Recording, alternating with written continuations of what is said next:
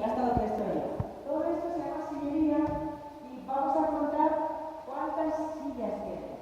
Empezamos por aquí abajo. 1, 2, 3, 4, 5, 6, 7, 8, 9, 10, 11, 12, 13, 14, 15, 16, 17, 20, 21, 22, 23, 24, 29, 30. Abajo hay 30 y otros 30 arriba. Hay 60.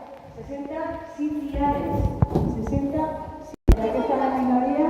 2 chicos allá. 2 voluntarios. Los que queráis. 2 voluntarios.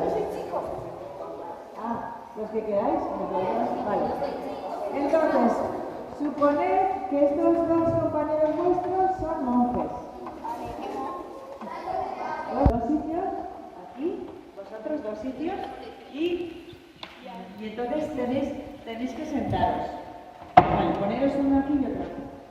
Sentaros aquí. Entonces, ellos venían a rezar, pero no podían rezar sentados.